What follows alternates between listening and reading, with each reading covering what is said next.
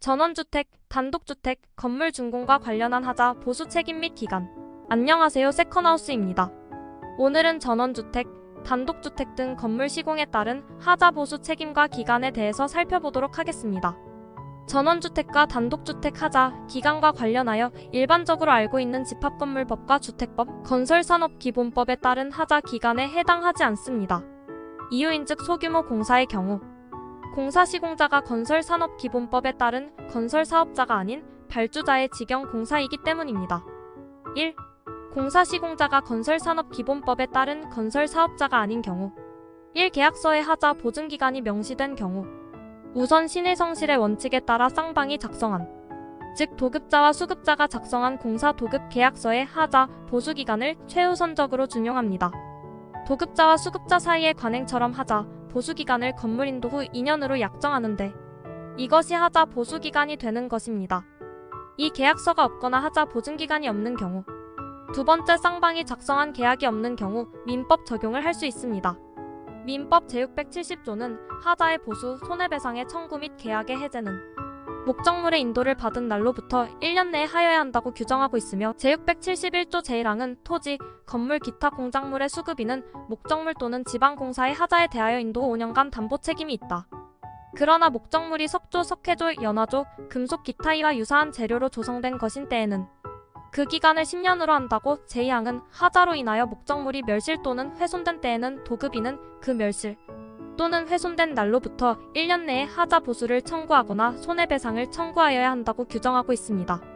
위 민법 규정에 의하면 건물은 담보책임 존속기간이 5년이며 구조가 철근 콘크리트, 철골 조적 등일 경우는 그 기간이 10년에 해당합니다.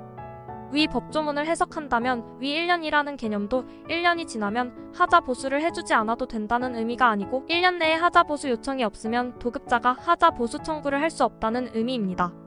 따라서 위 법이 적용되는 경우에도 1년 내에 하자 보수 요청이 있는 경우 10년의 범위에서 하자 보수를 해주어야 할 것입니다. 2.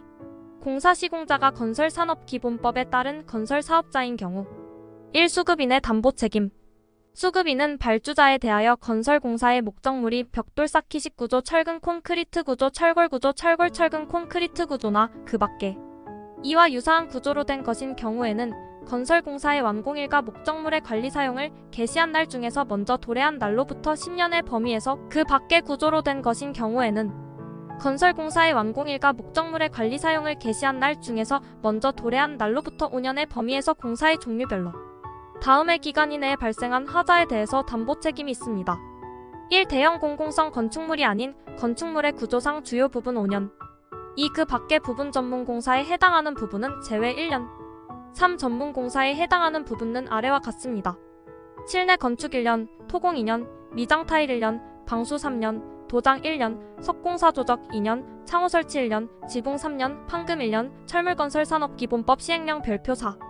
제1호부터 제14호까지에 해당하는 철골은 제외 2년, 철근 콘크리트 건설산업기본법 시행령 별표 4 제1호부터 제14호까지에 해당하는 철근 콘크리트는 제외 3년, 급배수 공동구지 하저 수존액 남 방환기 공기조화 자동제어 가스배연 설비 2년, 승강기 및 인양기기 설비 3년, 보일러 설치 1년, 아스팔트 포장 2년, 보링 1년, 건축물 조립 건축물의 기둥 및 내력벽의 조립을 제외하며 이는 건설산업기본법 시행령 별표 4 제14호에 따릅니다.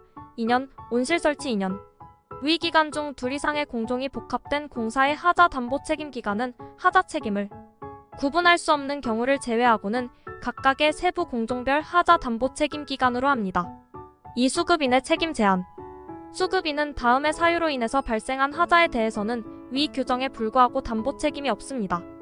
1. 발주자가 제공한 재료의 품질이나 규격 등의 기준 미달로 인한 경우 2. 발주자의 지시에 따라 시공한 경우 3. 발주자가 건설공사의 목적물을 관계 법령에 의한 내구 연한 또는 설계상의 구조 내력을 초과하여 사용한 경우 3. 하수급인의 담보 책임 및 책임 제한. 하수급인의 담보 책임 및 책임 제한에 대해서는 수급인의 경우를 준용합니다. 끝으로 하자가 발생할 경우 가족과 함께할 집이라 건축주 스스로 모든 것을 해결하기란 결코 쉬운 문제가 아니오니 계약서에 대해 세심하게 따지고 차근히 풀어야 할 것입니다.